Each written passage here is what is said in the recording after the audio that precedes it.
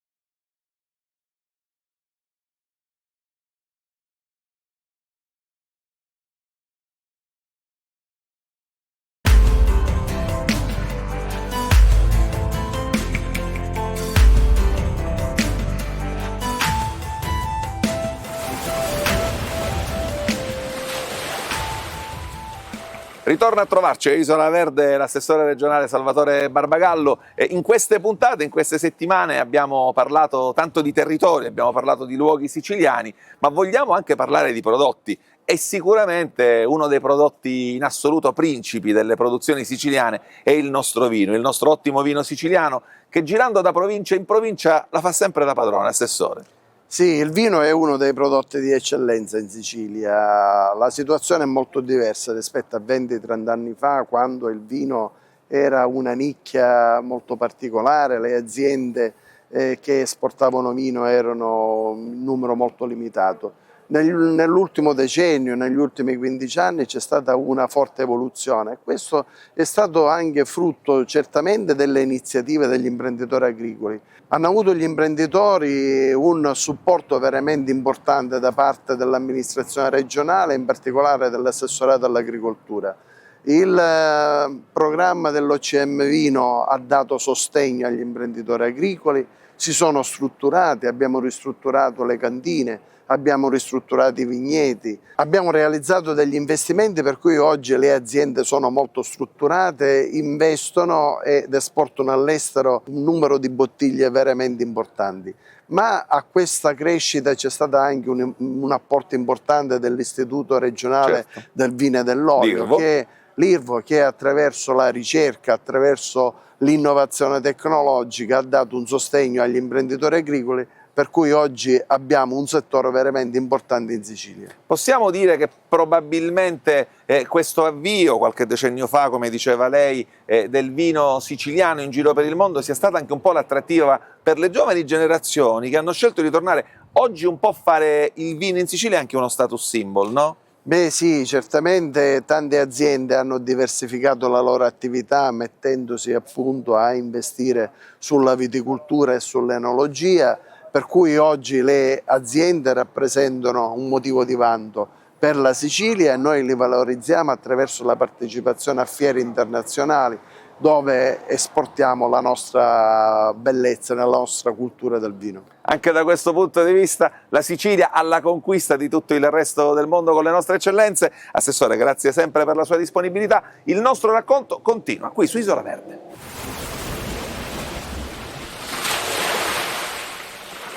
Da Nicosia, gli sbandieratori. Musica maestro!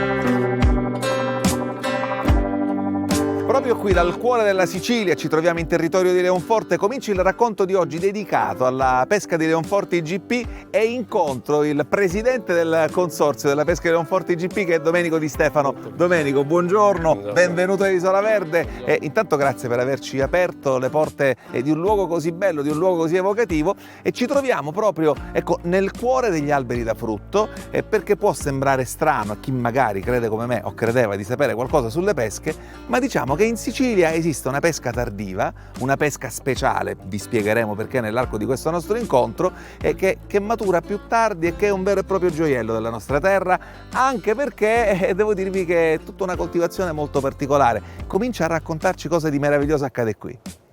Intanto grazie a voi, perché come fare e non comunicare equivale a non aver fatto, quindi è importante che hai assolutamente ragione. Andiamo a raccontare questa particolarità, perché dire pesche è semplice, infatti quando si parla come prodotto noi non produciamo pesche, noi produciamo pesca di Leonforte IGP, perché è unica nel panorama, penso sicuramente nel panorama nazionale.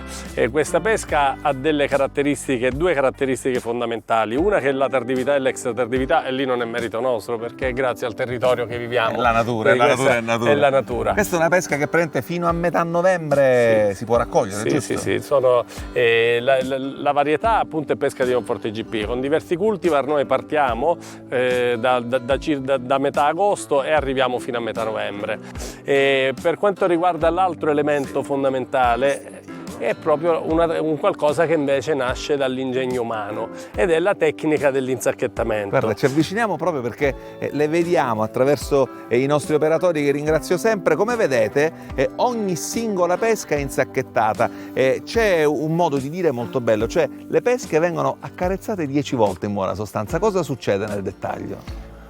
Che queste carezze per noi imprenditori sono delle mazzate più che carezze, però sì, perché allora noi purtroppo, o per fortuna perché diventa un punto di forza, noi per portare a produzione e al cliente finale, al nostro consumatore, un prodotto completamente esente da residui, dobbiamo fare tanti passaggi sui frutti. Noi andiamo con dei passaggi, facciamo un primo diradamento a fiore, poi facciamo un ulteriore diradamento a frutto, poi si fa un ulteriore doppio diradamento dove andiamo a selezionare solo i frutti migliori da insacchettare. Quindi in Sicilia viene la denominazione la pesca anguppata perché proprio sta il coppo, che è questo sacchettino di carta pergamena anticamente argento. si incoppava tutto il ramo, Sì, invece c'è poi la tecnica si è evoluta e si è capito che andava incoppata, utilizzo il termine sì, proprio. che mi hai prestato, soltanto il frutto. Solo il singolo frutto, perché la maturazione scalare non permetteva una raccolta in un unico momento, quindi anche nella fase di raccolta, per questo sono tanti i passaggi, perché intanto per renderlo un frutto commercializzabile e commestibile ci sono tanti processi, ma anche le raccolte sono particolarmente difficili, perché dobbiamo staccare i frutti non vedendoli visivamente, non possiamo, sarebbe già una fase un po' troppo avanti, e quindi dobbiamo fare 4-5 stacchi nella stessa pianta. Ci rendiamo conto, c'è soltanto un fil di ferro che chiude praticamente il sacchetto e la pesca quindi, diciamo, cresce, si sviluppa all'interno di questo sacchetto. Tecnica del sacchetto che nasce, mi dicevi, negli anni 70 per proteggere il frutto dalla mosca mediterranea. Esatto, sì. La mosca mediterranea faceva dei flagelli, cioè non riuscivi a trovarne una sana, e quindi siccome noi, quando ancora il termine ecosostenibilità forse ancora non veniva tanto utilizzato, i nostri nonni proprio avevano un rigetto all'utilizzo dei fitofarmaci. Vedete, incominciamo a sudare, oggi la giornata è particolarmente bella, particolarmente calda, ma adesso ci spostiamo, il nostro racconto continua, andiamo un po' più a nord rispetto al luogo dove ci troviamo adesso, perché il racconto della pesca di Leonforte IGP, con tutte le sue caratteristiche peculiari straordinarie, continua su Isola Verde. State con noi.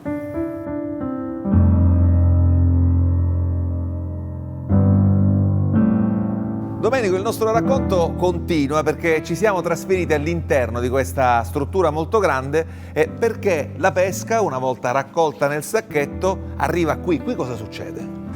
Qui è il processo di lavorazione, quindi si fa il confezionamento e in seguito poi la trasformazione del prodotto. Quindi noi arriviamo con un prodotto dalla campagna, quindi un prodotto col sacchetto, come abbiamo visto, questo frutto che cresce sull'albero con il sacchetto. Quando arriviamo qui andiamo in lavorazione. Le fasi di lavorazione sono: intanto si fa un abbattimento di temperatura, quindi il prodotto che entra con 40 gradi viene abbattuto all'interno di una cella, poi va in lavorazione dove i nostri operatori vanno a desacchettare il frutto, quindi un'ulteriore carezza quando parlavamo delle 10 carezze. Perché qui praticamente viene messo il prodotto che poi va da quella parte e le pesche una per una vengono disacchettate. Sì, esatto, vengono desacchettate ad una. Senti, ti chiedo anche la politica regionale, quanto e come vi aiuta nel portare avanti un progetto così bello e così importante per la nostra terra? Ricordo nel 2010 un primo contributo preso dalla regione siciliana ci permise di far conoscere il nostro prodotto a un pubblico molto più ampio di quello che era l'ambito regionale. Quindi siamo stati a Tokyo in una fiera, siamo stati a Mosca, siamo stati a Berlino e da allora non ci siamo più fermati. Il Fruit Logistica di Berlino è meta obbligata per la pesca di Leonforte, quindi presentarsi in tutti questi eventi ha permesso quello che oggi è la pesca di Leonforte IGP. Quindi in 10 anni la pesca di Leonforte IGP ha avuto un'esplosione sia in termini di produzione ma anche in termini di valore. Certo. Guarda, ne prendo una anche perché Il profumo che arriva è veramente straordinario, anche questo qua è un carattere distintivo della pesca di Leonforte e che dirvi, sono quei tesori siciliani che meritano di essere raccontati, che meritano di essere conosciuti e dai quali veramente si possono scrivere pagine nuove della storia della nostra terra.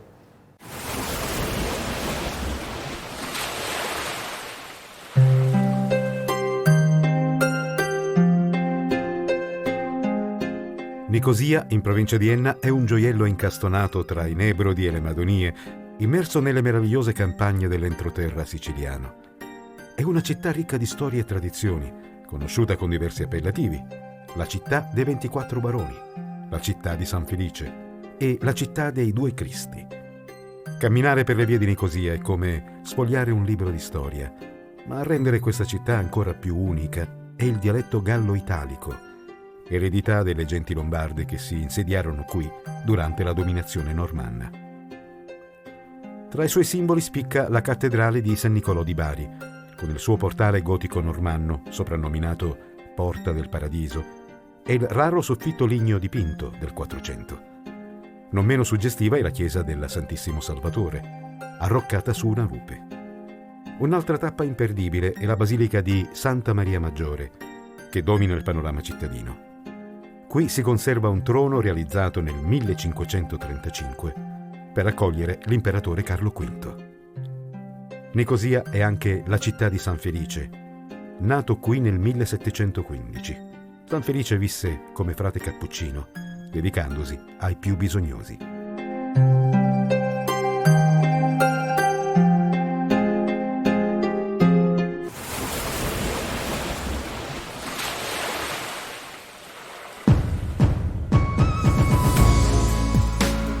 Oggi sono con Nino Mancuso, che oggi fa il sindaco, ma è assessore all'agricoltura nella città di Nicosia.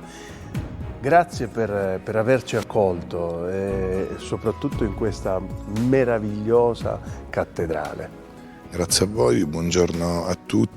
Ho l'obbligo e il dovere di ringraziare l'assessorato all'agricoltura nella persona del professore Salvatore Barbagallo e del suo predecessore Luca Sammartino, dandoci la bellissima possibilità di poter promuovere e il territorio e i prodotti tipici locali. Do i saluti e contemporaneamente le scuse del sindaco che per motivi istituzionali non si trova a Nicosia. Io spero di saperlo rappresentare, sia lui che tutta l'intera comunità nicosiana.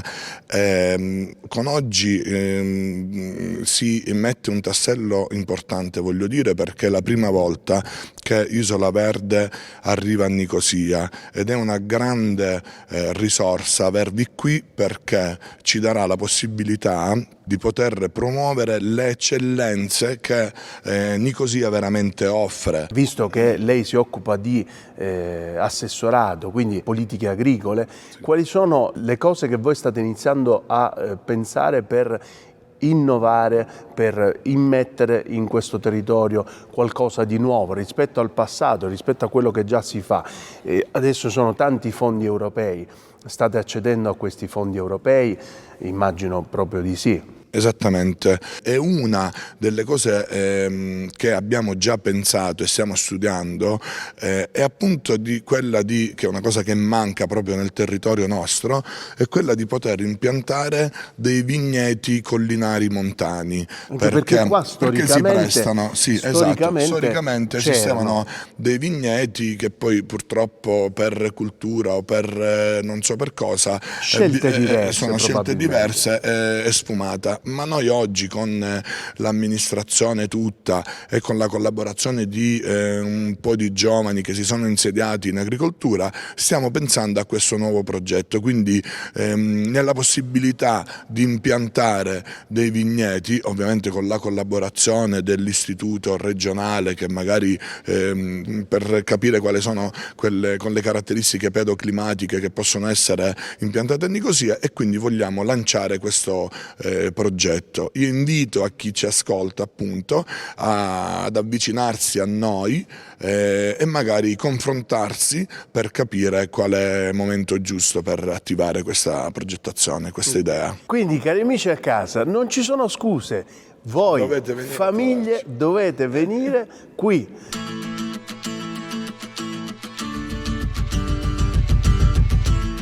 Il racconto di Isola Verde ci porta ancora una volta nel territorio di Enna e oggi andremo alla scoperta di uno dei fiori degli occhiello della nostra terra, il caseificio valvo. E tutto parte da una leggenda, come se fossimo una macchina del tempo, ci trasferiamo nel 1090. Ruggero II era molto preoccupato per le condizioni della moglie Adelasia e quindi chiese ai casari di corte di preparare un formaggio che fosse nutriente ma che avesse anche delle proprietà benefiche per far guarire la moglie Adelasia.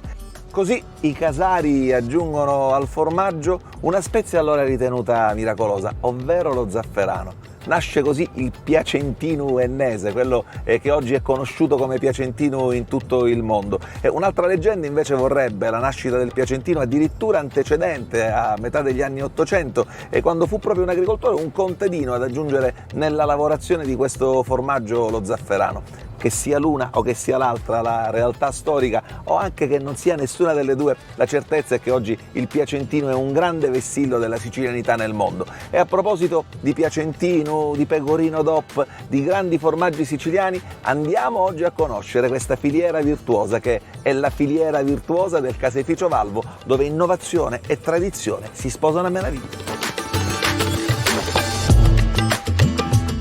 Il racconto di Isola Verde oggi ci porta a Enna, al caseificio valvo. Io voglio immediatamente salutare Angelo Savarese, che è il responsabile della produzione. Grazie per averci aperto le porte di questo posto meraviglioso che si trova appunto in territorio di Enna e che, Angelo, voglio dire immediatamente, mette Enna al centro dell'attenzione non solo della Sicilia, non solo dell'Italia, ma dell'attenzione del mondo, perché voi siete un'eccellenza riconosciuta in tutto il mondo. Sì, sì, assolutamente. Intanto grazie e benvenuti.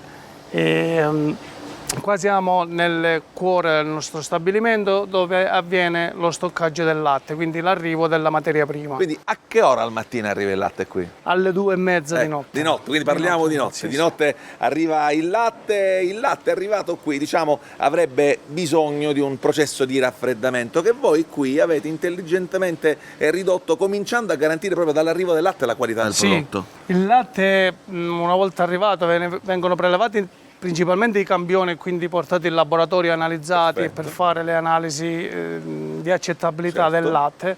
Dopodiché il nostro punto di forza è, qua abbiamo una sorta di pastorizzazione ma con la bassa temperatura. Quindi al contrario? Al contrario, tramite una macchina che ci produce acqua ghiacciata, quindi verso lo zero, quasi a 1 grado, ci permette tramite sempre lo scambio termico di avere lo stoccaggio del latte direttamente a 2 gradi e quindi bloccare tutti i microbi e la carica batterica. Io vi racconterò perché all'interno del caseificio valvo la tradizione si sposa perfettamente con l'innovazione e con grande attenzione a quello che l'innovazione ci può dare anche come garanzia qualitativa, si rispettano tutti quelli che erano i passaggi tradizionali. Insomma, sarà una passeggiata meravigliosa alla scoperta dei grandi prodotti siciliani, in questo caso dei prodotti di caseificio valvo.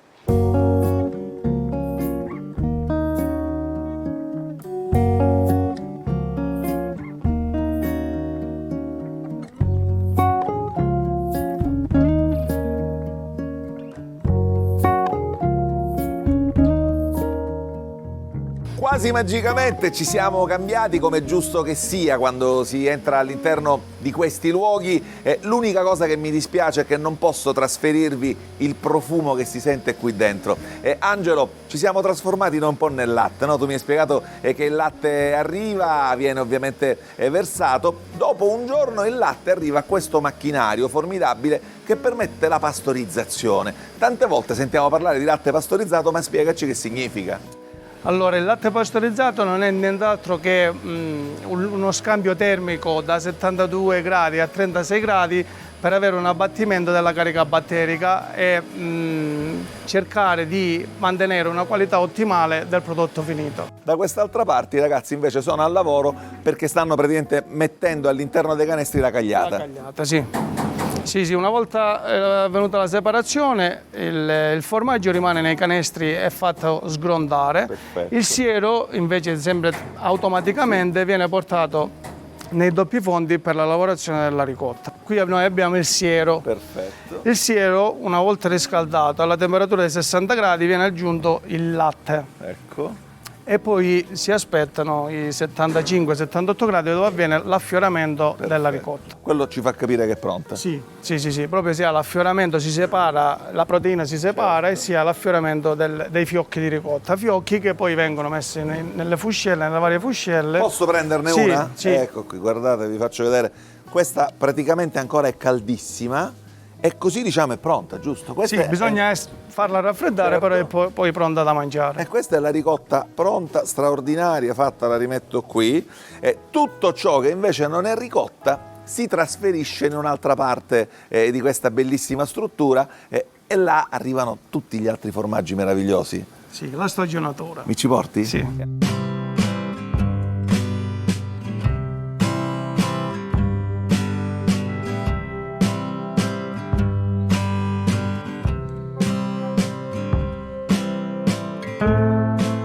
Avviene un'altra cosa assolutamente meravigliosa, Angelo, qua avviene la salamoia del formaggio, raccontaci un po', guardate quante forme. Allora, abbiamo due tecniche di salatura, o in salamoia o a secco. Le forme piccole noi le gestiamo con la salatura in salamoia, che è una salatura molto veloce e rapida. Quanto dura? Può andare dalle 7 ore alle 48 ore. I formaggi più grossi come pezzatura e da stagionare effettuiamo solamente la salatura manuale. Che è bellissima questa cosa. Potrei provare io a fare il processo manuale della salatura? Assolutamente, lo faccio provare.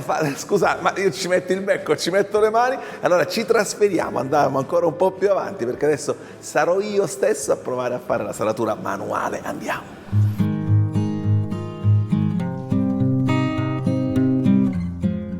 Qua ci sono i tuoi guanti. Ecco, qui prontissimo. Senti, io ho un'altra grande curiosità, Angelo, che riguarda il piacentino ennese, che è un altro dei prodotti siciliani straordinari. E tu mi spiegavi che questo non è il momento storico nel quale si prepara. Questo è un momento in cui si può produrre, ma ancora noi non abbiamo iniziato la nostra produzione.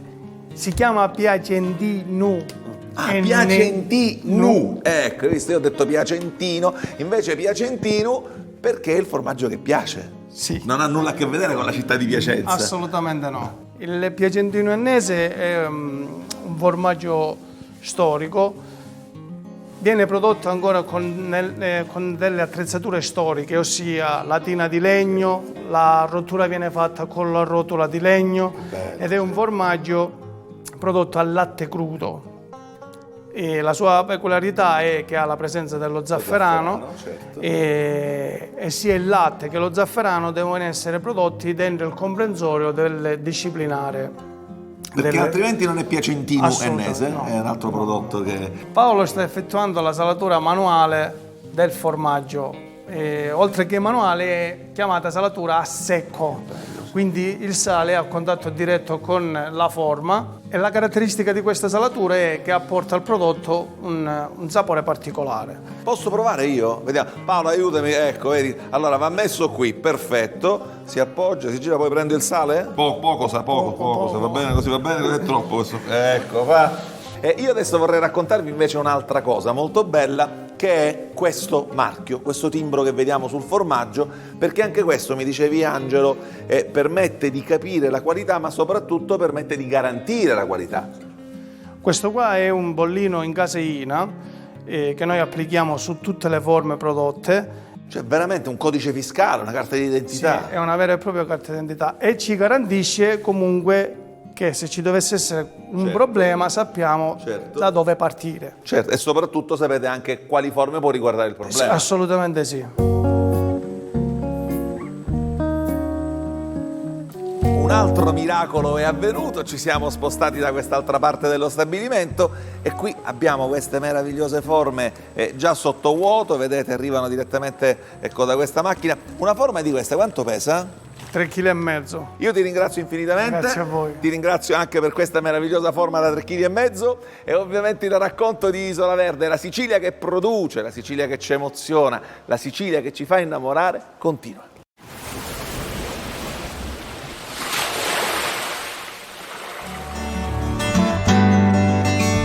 Franco, buongiorno, che cosa stiamo preparando? Buongiorno, stiamo preparando un dolce tipico nostro che si chiama il braccialetto, formato da farina, uova e zucchero e basta, è fritto nell'olio caldo, viene tutto vuoto dentro, poi si bagna nello zucchero. Noi a Nicosia facciamo pure la sagra di questo braccialetto che viene fatta a giugno. Cari signori, il braccialetto non si indossa, ma si mangia, giusto? Certamente.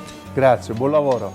Allora, professoressa Fiscella, che cosa stanno preparando loro? Ma voi sta facendo a picciotta, chi burraine e ugottao e tienio che poi avesse fatto i macarroni con il sugo di porco di incia. Quindi lei ci deve fare, caro chef, ci deve fare la traduzione. Sì. La picciotta è un classico piatto nicosiano a base di borragine o altre verdure del campo, con un soffritto di guanciale, aglio, peperoncino e la famosa picciotta che è fatta di fave, cicerchi e legumi in genere, accompagnato con del pane tostato, poi magari con un buon bicchiere di vino. Quello non deve mai mancare. Grazie, chef Novodrico. E invece qua cosa stiamo facendo? Stanno passando i macarroni con il gionco che hanno portuso di incia che poi si fanno con il sugo di porco di incia sempre. Quindi sono i maccheroni, una tradizione antica dei nonni. Io questo l'ho imparato da mia nonna, e quindi con il giunco, perché il giunco è proprio un materiale che troviamo negli stagni e quindi anche che non tanto si rompe e quindi si fa il buco dentro la pasta. Se le persone lo vogliono riproporre a casa, chiaramente possono farlo. Certo, è facilissimo. Che percentuale gli mettiamo di farina e uova? Allora, io in questo caso per questi maccheroni metto circa 300 grammi di farina e un uovo e l'acqua, un goccino di acqua, perché troppo uovo verrebbe la pasta molto più pesante, mentre invece se voglio fare le tagliatelle o comunque come sia, si dovrebbe essere 100 grammi di farina e un uovo e viene ideale, diciamo, la pasta ideale, anche perché non si appiccica, non si lega tra di loro, e anche quando da cuoci è bella sciolta con tanta uova. Quindi avete capito? La ricetta ce l'avete, il giunco dovete venirla a prendere qua a Nicosia, perché sennò non possono farlo. Nicosia è Nicosia. Mi sembra proprio Mi sembra giusto. magari giusto. Proprio si prende un pizzico, come se desse un pizzicotto. Ok. E prendi la pasta e la mettiamo con il giunco. Guardi, passiamo anche un goccino di olio per evitare se dovesse appiccicarsi. Ma perché io ho voluto fare questa doppia esposizione? Perché qua voi ci tenete veramente tanto al dialetto, quindi di conseguenza è qualcosa che fa parte della vostra cultura, cercate di portarla da padre in madre in figlio e così via. Ma nelle scuole questo dialetto si studia? Purtroppo no, anche se viene considerato tra i beni immateriali dell'UNESCO, ma soprattutto negli ultimi tempi si sta cercando di insegnarlo soprattutto alle nuove generazioni, perché si era purtroppo perduto la maniera di parlarlo, o comunque era stata alterata quello che era il vecchio ceppo linguistico. Perfetto, io devo dire che qua stiamo vedendo che stiamo andando avanti molto ma molto bene. Evviva il nicosiano! Anche se una volta, voglio dirlo questo, i ragazzi che venivano dalla campagna e venivano non trattati, voglio dire trattati male è una parola brutta, però venivano considerati come dei villani, perché venivano dalla campagna, parlavano con questo nicosiano, nucusciotto, mentre ora lo stiamo cercando di riprendere. Ecco, e quindi è un onore chi ha fatto parte della campagna, anche perché senza la campagna non avremmo neanche Esatto. questo, quindi è molto bello. Grazie. Grazie a voi. Evviva Nicosia, ma un applauso lo potete fare su questi telefonini.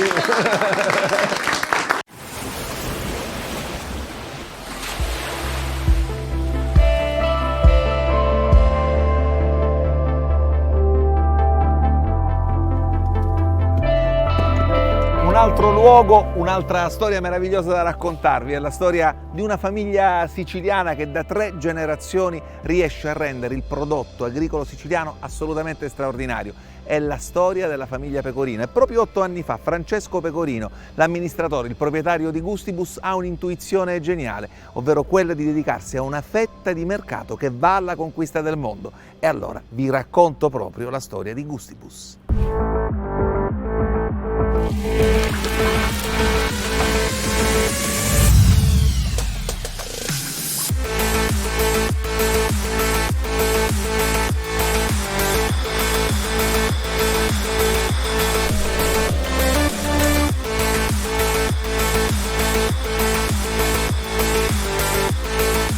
Nella pancia di Gustibus. Isola Verde oggi vi porta proprio nel cuore di quest'altra meravigliosa azienda siciliana che merita di essere raccontata, e a raccontarcela è il proprietario, il presidente di Gustibus, che è Francesco Pecorino. Francesco, benvenuto a Isola Verde. Intanto grazie per averci aperto le porte di questa azienda così bella e così storica, perché voi lo sapete, a me piace raccontare le belle storie, soprattutto se queste belle storie sono storie di famiglie siciliane, e diciamo che tutto tanti anni fa ha origine dal lavoro sui campi di tuo nonno, giusto? Assolutamente sì, il nonno produceva grano, era un precursore delle aziende agricole, poi continuata dal padre e continuata da noi, e ora siamo già quasi alla quarta generazione, perché il figlio di mio fratello si occupa anche di aziende agricole, no? Noi produciamo grano, produciamo pomodoro, gran parte del pomodoro viene trasformato in questa azienda, che è un'azienda che è specializzata in prodotti a marchio, in PL, per tutte le catene sia italiane che all'estero. Che meraviglia,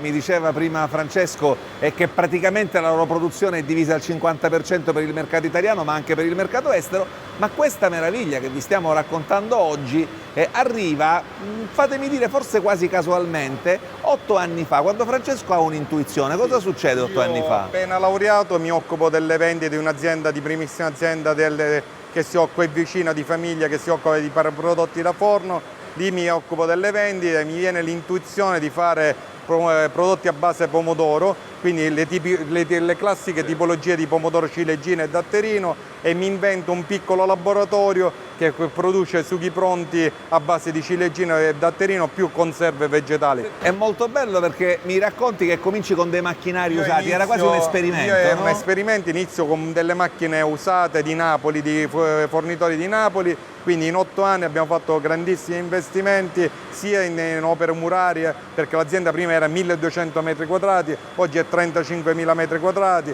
abbiamo un'area scoperta di 150.000 metri quadrati, oggi l'azienda produce quasi 500.000 di vasi, 450.000 vasi al giorno, lavoriamo sia il 50% per il mercato italiano, sia il 50% per i mercati esteri, e quindi alla Corea, al Giappone, agli Emirati Arabi, agli Stati Uniti, compreso tutta l'Europa, produciamo sughi che ogni giorno portiamo in tutte le destinazioni del mondo, oltre 40 destinazioni del mondo. Ma che meraviglia! E tutto questo parte dal cuore della Sicilia, quindi vi rendete conto quanto ci renda orgogliosi e proprio da siciliani che amiamo raccontare le cose belle della nostra terra. E pensate che loro hanno la linea dei rossi, la linea delle creme, la linea dei pestati, e non so se lo possiamo annunciare, ma da quella parte si sta aprendo un nuovo grande stabilimento. Assolutamente, abbiamo fatto degli investimenti, stiamo avviando uno stabilimento di creme dolci e soprattutto burro d'arachidi, perché il mercato americano sono delle proteine pure, quindi tutto il mercato delle proteiche, sia anche del pesto, delle creme proteiche, tipo creme a base pistacchio, creme a base mandorla, nocciola, ma anche quelle senza zuccheri aggiunti particolari, automaticamente verranno fatti nei prossimi 2 mesi nello stabilimento a fianco, dove abbiamo fatto degli impianti importanti per soddisfare le esigenze di questi prodotti per tutto il mercato italiano, sia italiano che estero. Francesco, noi ci avviamo praticamente alla fine di questa passeggiata molto bella nella pancia di Gustibus, come vi dicevo prima, ma prima di salutarti ci tengo a chiederti, è un'epoca, probabilmente una moda per la quale tutti diciamo che in Sicilia è difficile fare imprenditoria, in Sicilia è impossibile investire. Voi invece state dimostrando esattamente il contrario. Allora, ci sono delle difficoltà non oggettive, tipo soprattutto strutturali, perché la Sicilia ha un problema, alcuni strutturali, però la Sicilia viene sempre di più apprezzata nel mondo, quindi non è detto, se uno ha la caparbietà di pensare che i prodotti non li fa solo per la Sicilia, ma la fa per tutte le parti del mondo, il Made in Sicily è un fattore trainante per le vendite, no? Che meraviglia. Francesco, grazie veramente. Buona giornata. Grazie per questa passeggiata così bella che ci hai fatto fare. Questa è la Sicilia che produce, la Sicilia che vi raccontiamo a Isola Verde, la Sicilia fatta da famiglie, fatta da imprenditori lungimiranti, coraggiosi, preparati, competenti, e che poi ci danno la chiara dimostrazione che in questa terra, quando si ha cuore, quando si ha preparazione, quando si ha passione e voglia di sacrificarsi, i risultati arrivano sempre. È proprio il caso della storia che vi ho raccontato oggi a Isola Verde, della storia di Gustibus. Ma il mio racconto ovviamente continua.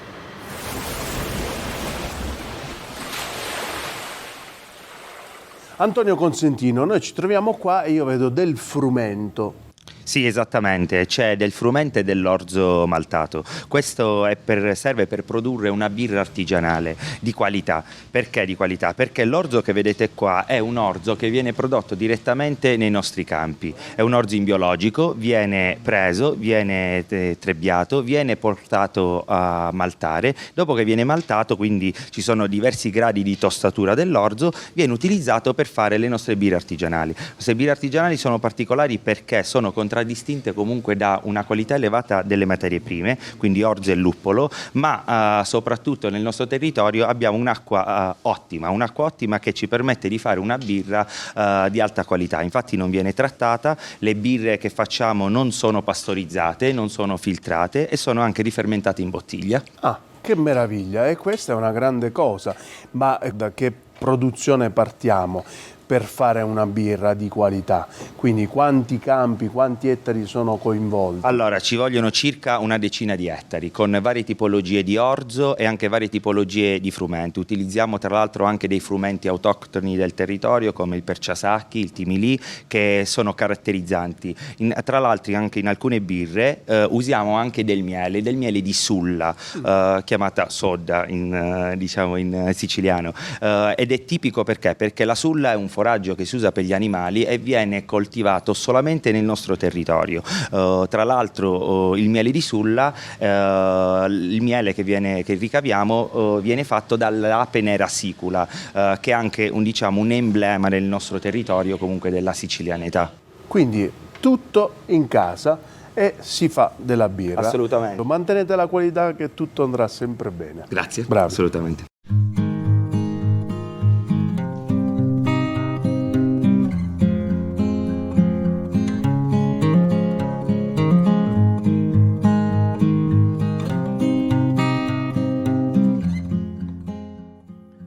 È soltanto un luogo comune il fatto che le bufale siano una prerogativa prettamente della Campania. Anche in Sicilia abbiamo delle magnifiche bufale che producono un latte di bufala assolutamente straordinario. Proprio questo è quello che vi raccontiamo oggi a Isola Verde. E allora, tutti a bordo.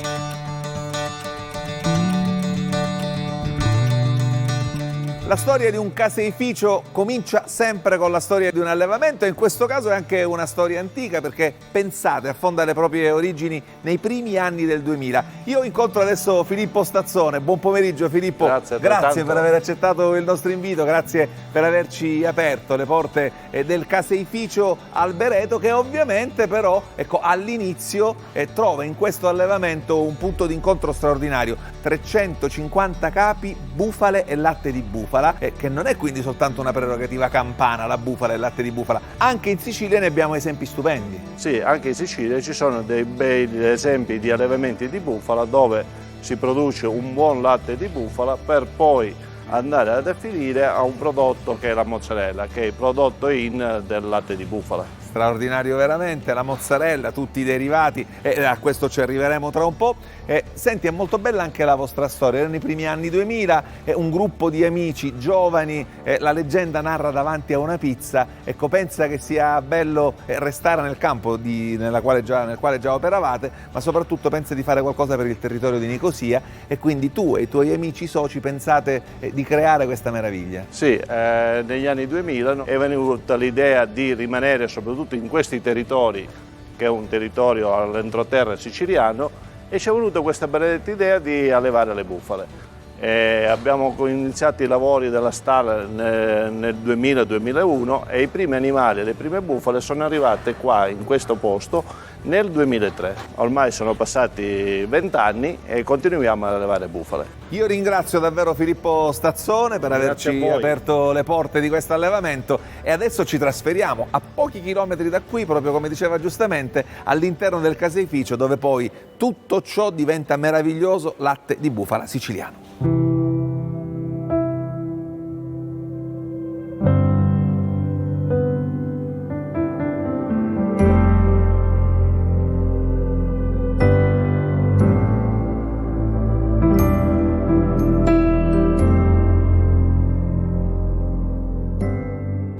Entriamo adesso nel vivo del nostro argomento, nel cuore del caseificio Albereto, è proprio qui dove, ecco, il processo di trasformazione del latte diventa realtà, e io incontro qui Mario. Ruggero, benvenuto. Grazie per averci benvenuto al caseificio Albereto. Mario è amministratore e socio del caseificio, e il latte arriva qui e praticamente questa magia accade ogni giorno alle prime luci dell'alba. Esatto. Il latte di bufala arriva qui e qui comincia la trasformazione. Raccontaci cosa succede. Tutte le mattine trasformiamo in mozzarelle e ricotte. È un processo virtuoso questo qui, tra l'altro è una filiera veramente a chilometro zero che garantisce altissima qualità, di un latte, di una mozzarella e di un prodotto che noi pensavamo fosse prettamente campano, ma invece capiamo che anche in Sicilia ci sono le mozzarelle le bufale buone. O quantomeno noi siamo stati i primi a riportare le bufale in Sicilia dopo che gli arabi, come tante altre cose, hanno importato nella nostra terra. Passiamo all'arte della caseificazione. E allora vediamo, andiamo da questa parte. Ecco Ruggero, questo ora è la fase più importante, più delicata, dove qui trasformerà questa cagliata in speciali mozzarelle di bufala. A che temperature siamo qua? Sta aggiungendo l'acqua. L'acqua ha un'alta temperatura, qui siamo a 97 gradi, cioè abbiamo il preparatore dell'acqua calda tarato per far filare le nostre belle mozzarelle a 97 gradi. Il miracolo è avvenuto, guardate qui che meraviglia. Va bene. Guardate qui che meraviglia.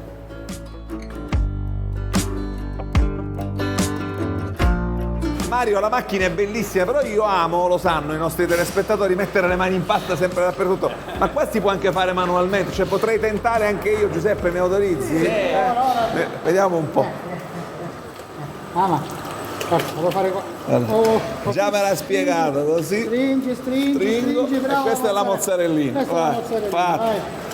Vai, guardate che meraviglia. Io questa la faccio un po' più grandetta, ecco, questa è per tutti noi, guardate che meraviglia. L'ultima la faccio presso. Quella più grande. Eccola. Perfetto, questa è meravigliosa. Alla terza sto diventando bravo. Ruggero. Alla terza sto diventando bravo. Facciamo una treccia, gli facciamo vedere pure come facciamo. La treccia. Questa è una treccia che si chiama insatura. Ma guarda che facciamo finta che l'ho fatta io. Facciamo finta che l'hai fatta. Guardate che meraviglia, ecco. Guardate che meraviglia questa treccia. Avete visto, avete capito quanta fatica, quanto impegno, quanta competenza ci vuole per portare poi una qualità tutta siciliana sulle nostre tavole. Abbiamo scoperto, grazie ai nostri amici oggi, che la mozzarella di bufala buona, il latte di bufala buono lo troviamo anche in Sicilia. Queste sono le cose che amo raccontarvi a Isola Verde, e proprio per questo il nostro racconto continua.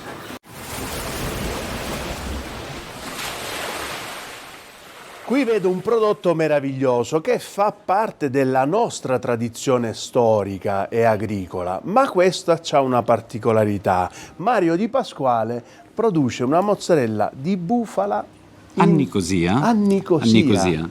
Mario Di Pasquale alleva prevalentemente le bufale qui a Nicosia e trasforma il latte che ci danno quotidianamente le nostre bufale. E questa è una meraviglia, ma come le è venuta questa idea, e soprattutto quanto tempo fa? L'idea è nata quando avevamo qualche anno in meno. Abbiamo iniziato a scoprire questo mondo, il mondo della bufala, dove, apro e chiudo subito la parentesi, abbiamo riportato giù in Sicilia le bufale dopo averle portate qui gli arabi, come tante altre cose. Bravi! Ma caro Gianni Giardina, che cosa beviamo qua in questo territorio? Siamo nel cuore della nostra isola, siamo in provincia di Enna, e qua non c'è una DOC specifica, c'è la DOC a Cappello, che è la DOC appunto Sicilia, ma ci sono dei piccoli produttori che fanno prodotti d'eccellenza sia con i vitigni autoctoni, ma soprattutto con i vitigni internazionali, che sono stati introdotti negli anni '80 grazie all'intuito dell'ex presidente dell'Istituto regionale della vite del vino, Diego Planeta, che ha preso come consulente un grande enologo, Giacomo Taghis, che ha introdotto le varietà internazionali. Queste varietà internazionali sono per lo più francesizzanti e tramite queste varietà noi ci siamo fatti conoscere in tutto il mondo, perché erano varietà che avevano delle caratteristiche di pregio, soprattutto la parte olfattiva, e ci hanno dato soddisfazione. Quindi abbiamo fatto breccia in quei mercati dove non conoscevano il vino autoctono siciliano, adesso stiamo ritornando ai nostri autoctoni e quindi ci sono aziende che ancora coltivano questi vitigni internazionali, tipo il Pinot Noir, che è il tipico vitigno francese per la produzione dello spumante più importante al mondo, che è lo Champagne, che hanno avuto grandi riconoscimenti. Come sempre meraviglioso, che te lo dico a fare. Non ti trovo mai impreparato. Io ci sto provando tutte le volte, ma non ti trovo mai impreparato. Sì, qualche volta sì. Ma va là. Quando ti comporti male mi fai domande di altro genere. Sul vino magari riesco a darti qualche risposta. Va bene. Grazie. Grazie a te.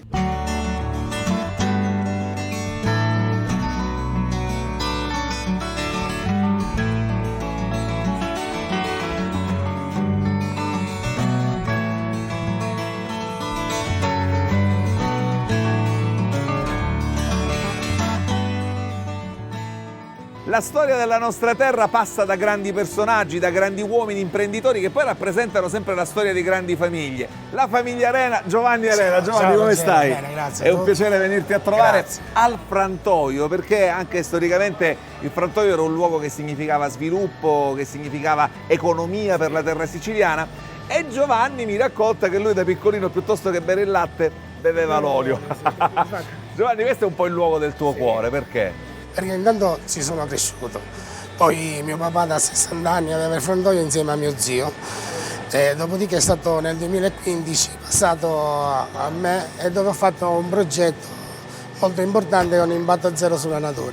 Ma la cosa bella è i miei ricordi dell'infanzia, passati qua dentro a scaricare le olive, aiutare a papà a mangiare all'interno del frantoio, perché avevamo un camino dove riscaldavamo, cucinavamo la carne, con tutti i contadini che venivano, perché il piacere è stare in mezzo alle persone. Certo, che bello. Sono persone che poi sono di cuore e ti portano il formaggio, il vino. Per cui c'è poi lo scambio tipico dei siciliani. Sì, perfetto. Senti, questo è un luogo magico sotto tutti i punti di vista, perché sì, qua parla la tradizione di una grande famiglia di imprenditori siciliani, ma questa tradizione si sposa alla perfezione con l'innovazione, perché tra un po' vi faremo vedere come quanto ci siano dei macchinari che lui per la prima volta ha portato proprio qui e che oggi sono, diciamo, un beneficio per tutti coloro i quali vengono qui e portano le olive. È un po' un sogno che si realizza quello di questo frantoio per te, no? Sì, continuare la tradizione di mio papà, che poi mio papà non c'è più da 3 anni, ma quando vengo qua me lo sento vicino. Addosso. E questa è la cosa mi dà più una bella. forza incredibile. E questa è la cosa più bella. Allora il racconto di Isola Verde oggi è più verde che mai, proprio perché parliamo di olio, parliamo del frantoio Giovanni Arena e il racconto è appena cominciato. State con noi.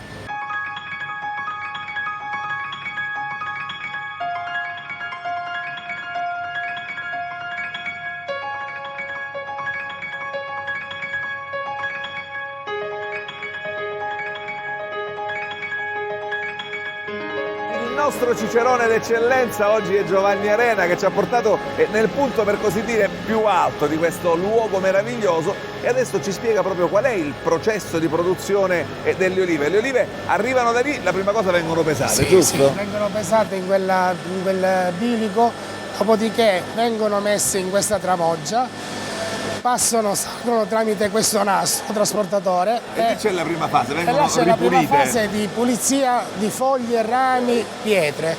Dopodiché vengono lavate con acqua corrente e vengono buttate dentro questa tramoggia.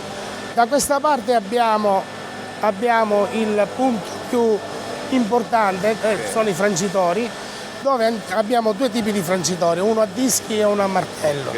La differenza dipende dai prodotti che vuoi ottenere. In quello martello si risalta di più l'amaro e il piccante, mentre in quello a dischi risalta di più il fruttato. Dopo questo passaggio abbiamo la gramolazione. Qui abbiamo rotto la particella dell'olio, qui viene unita la particella dell'olio con 45 minuti di tempi di gramolazione, una temperatura sotto controllo di 26 gradi e la scritta è il nome del proprietario che ha portato le olive in frantoio. Così ognuno ha certezza di sapere che il suo prodotto è all'interno. È tutto tracciato, non prende ossigeno. Ma la cosa importante è che quando finisce il cliente e va un altro cliente in quella vasca, la vasca viene pulita, per cui non c'è contaminazione tra un olio, un'oliva e un'altra. fra una partita e l'altra, diciamo. Dopodiché, il prodotto che esce da qui? Sì, va nel decanter. Sì. Il decanter è un X7 Alfa Lava di ultima generazione, dove fa 7800 giri al minuto e separa 3800 giri al minuto. È un cono, è un vortice praticamente. Sì, bravissimo. E separa per forza di gravità. Il nocciolino lo butta alla fine perché è il più pesante, acqua e olio. L'olio va nella sua vasca, dove poi ripassa in un altro separatore, dove poi esce il prodotto finito.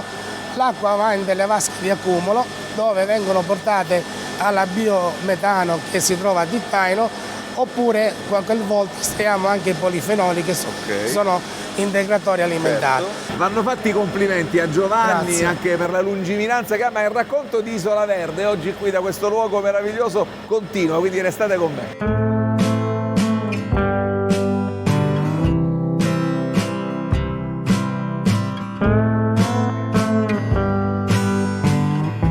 Giovanni, io ti ringrazio perché noi scopriamo e andiamo avanti nell'addentrarci proprio nel cuore di questa azienda così bella, così florida, e io voglio salutare e ringraziare Salvatore Miraglia. Lui è un funzionario regionale dell'Ispettorato dell'Agricoltura.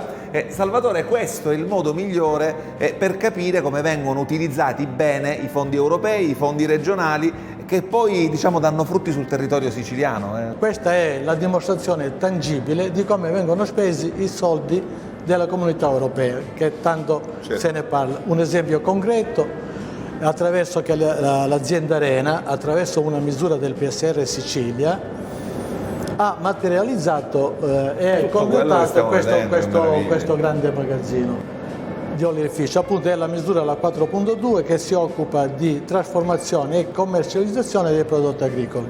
Grazie veramente a Salvatore Miraglia. Giovanni, un altro aspetto che mi interessa molto, al quale abbiamo accennato prima, è il fatto che questo non è soltanto un frantoio, questo è anche un esempio per tutte le nuove generazioni di come oggi veramente, in quest'epoca molto complicata, si può fare impresa a impatto zero, si può fare impresa senza buttare nulla. È importante anche dare l'incentivo agli agricoltori di sviluppare di più i loro terreni, investendo anche sulla piantagione nuova, sui figli, che oggi molti terreni sono abbandonati.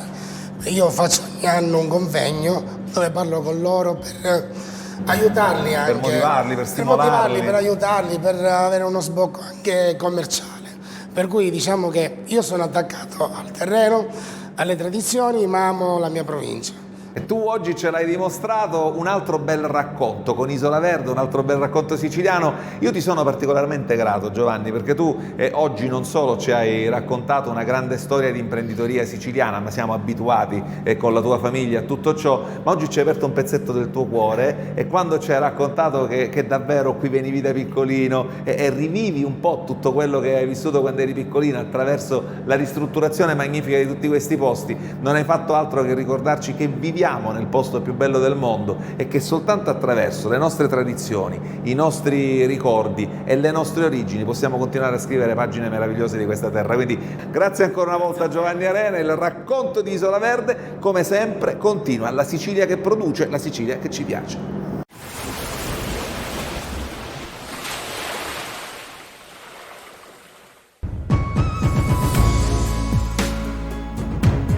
Per raccontarvi questa riserva naturale, la riserva naturale speciale del lago di Pergusa, abbiamo oggi un punto di vista straordinario che è proprio Villa Zagaria, e voglio salutare il direttore Antonio Aveni. Direttore, buongiorno, benvenuto a Isola Verde. Questa è una riserva naturale speciale e mi diceva che in Sicilia sono soltanto due, ma speciale perché? Questa è una riserva naturale speciale e la specialità è data dagli aspetti florofaunistici che sono insomma del tutto particolari. In questa riserva diciamo che la parte legata alla fauna piuttosto che alla flora è particolarmente importante perché evidentemente la presenza del lago significa un habitat particolarmente favorevole per tutta una serie di specie della fauna acquatica sia migratoria che stanziale, certo. Naturalmente quando le condizioni del lago sono nel massimo splendore. Certo. E allora noi scendiamo giù, continua il racconto della riserva speciale Lago di Pergusa, grazie oggi a questo padrone di casa veramente formidabile che è il direttore Antonio Aveni. Questa è Isola Verde e questa è la Sicilia che vi racconto.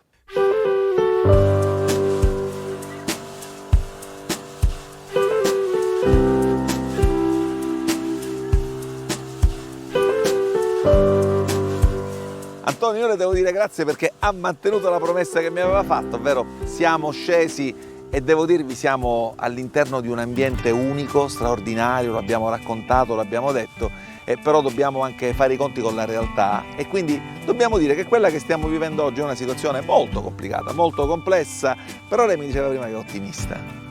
Sì, sono ottimista, effettivamente in questo luogo si può capire come stanno un po' agendo i cambiamenti climatici, qui si capisce abbastanza bene. Sono ottimista però perché quello che si vede è effettivamente ci dà l'idea del fatto che con le precipitazioni, cioè se ci sono delle precipitazioni, il lago esce fuori dal periodo di sofferenza e può tranquillamente riprendere a poco la sua originale, certo. Diciamo, la sua forma e la sua quantità originale, il suo bacino originale. Cominciamo a passeggiare perché questa passeggiata è particolarmente significativa e un po' sottolinea l'ottimismo che ci raccontava prima Antonio, ovvero noi mentre camminiamo sentiamo sotto il nostro piede quello che abbiamo sotto leggermente mollarsi. Questo significa che la falda che c'è sotto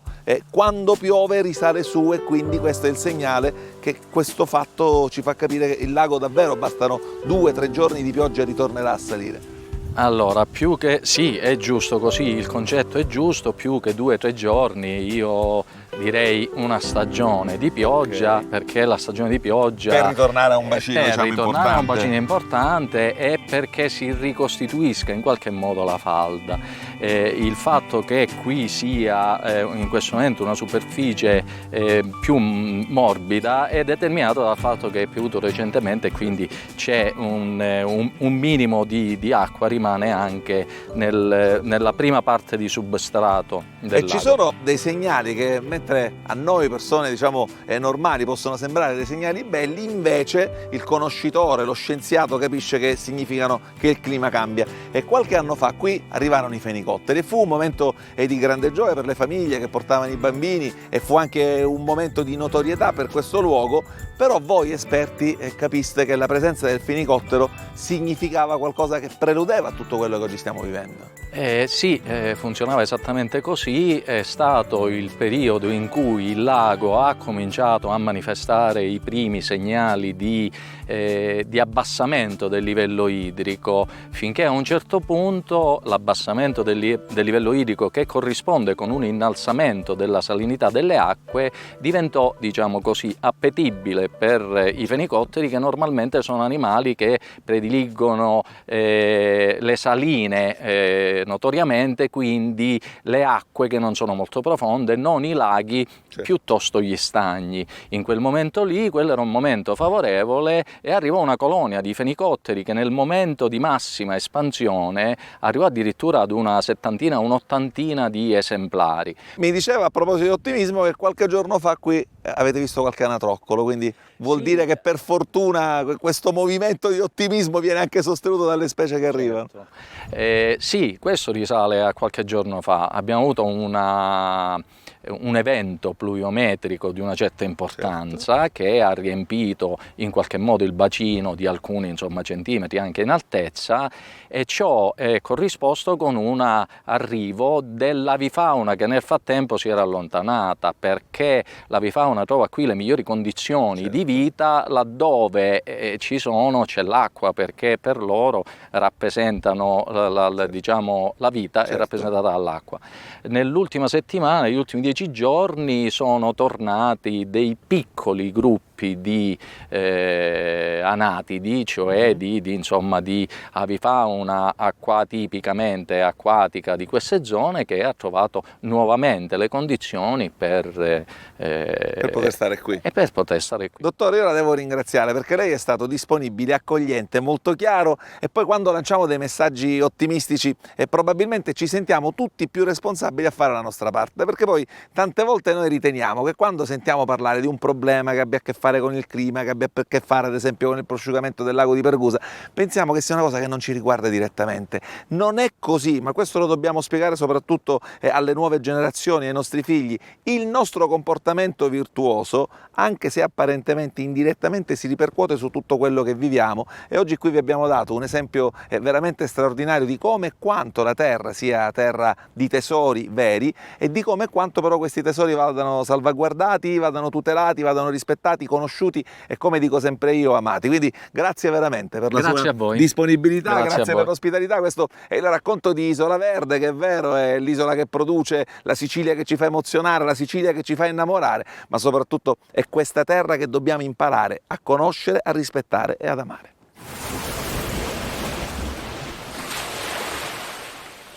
Justin, di quale istituto agrario sei? Dell'istituto Istruzione Superiore Fratelli Testa di Nicosia. Okay. Allora, Justin, che cosa fa questo istituto agrario? Fornisce una preparazione di base, una preparazione più tecnica, costruita da un'alternanza di lezioni in classe e attività pratiche in campo. Infatti, come potete vedere, qui sotto ci sono dei prodotti, prodotti direttamente da noi nella nostra serie idroponica e nei nostri laboratori. Quindi voi fate una parte teorica e finalmente c'è una bella parte pratica. Sì. Ma tu ti trovi bene con la parte pratica? Sì, alla fine sono arrivati nuovi macchinari nei laboratori, la serra idroponica funziona bene e ci sono un po' di collaboratori scolastici che aiutano. E ci sono tanti ragazzi che in questa scuola è partecipata? Sì, abbastanza, pure sia da maschi che pure da femmine. Va bene, allora rimani con noi. Siamo arrivati alla parte dei dolci. Che dolci abbiamo? Cosa abbiamo preparato qua? Dunque, queste sono i nocattoli. Sai, aveva magari i pazzidate, i braccialetti vediste prima, e d'aglio sono i mostazzole. Quindi facciamo sta traduzione. Allora, il nocattolo, questo prodotto fatto di pasta frolla sotto e mandorla sopra e zucchero.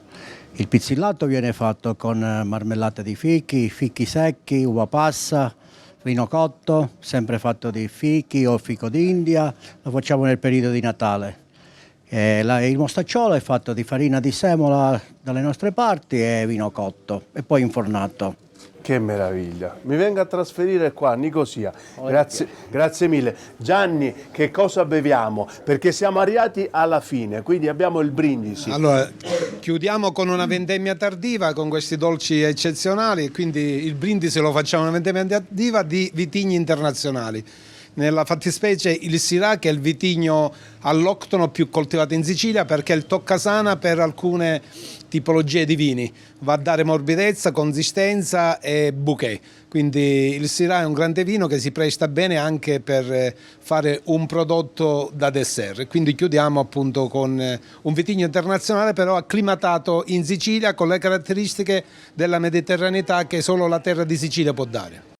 Meraviglioso, allora tu puoi versare, io ringrazio tutti quelli che hanno partecipato. Sì, ti racconto invece una cosa importante per l'enologia nazionale e soprattutto quella regionale. La Sicilia, per quanto riguarda la produzione di vini biologici, è la prima regione con 38.000 ettari, il 30% della superficie vitata in biologico è in Sicilia. Significa che la Sicilia può fare vini di altissima qualità senza utilizzare sostanze chimiche, e infatti nei concorsi nazionali e internazionali, ce n'è uno in particolare che si chiama Biodivino, la Sicilia miete sempre successi, ha il maggior medagliere con medaglie d'oro addirittura e d'argento, quindi significa che la nostra terra, grazie al clima, al terroir, come dicono purtroppo i nostri amici francesi, può produrre vini che hanno anche un aspetto salutistico non indifferente. E questa è una grande cosa. A proposito di questo, l'ispettore dell'agricoltura Neri.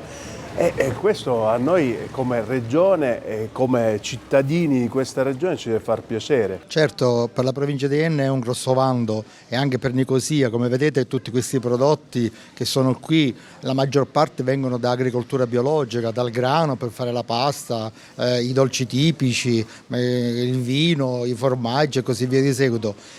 Qui hanno una valenza particolare e noi li dobbiamo apprezzare, perché essendo biologici dobbiamo essere in grado di far apprezzare agli altri e venderli meglio per un consumo e un guadagno alle aziende agricole che sia quello idoneo, che gli consente di restare sul territorio e sopravvivere e mantenere vivi questi territori. Ma l'ispettorato dell'agricoltura vedo che è sempre più attivo in questi territori che sono meno conosciuti, ma anche in territori che sono già conosciuti, e questo insomma aiuta e supporta tante aziende agricole e soprattutto tante città che magari sono meno conosciute. Sì, senz'altro. Noi abbiamo un ufficio che è proprio dedicato al biologico e istruisce tantissime pratiche. Molto bene.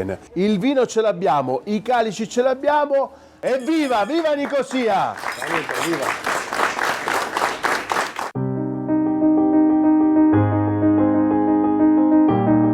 La riserva naturale orientata Sambuchetti Campanito, istituita nel 2000, è un autentico paradiso naturale che si estende per oltre 2300 ettari tra i territori di Nicosia e Cerami in provincia di Enna. Situata tra i massicci dei Nebrodi e delle Madonie, la riserva comprende i monti Sambuchetti e Campanito, da cui appunto prende nome. Uno dei gioielli più preziosi della riserva è il Bosco della Giumenta, una faggeta che rappresenta un raro relitto di questo ecosistema sull'isola. Un luogo perfetto per chi cerca il contatto con la natura e un angolo autentico della nostra splendida Sicilia.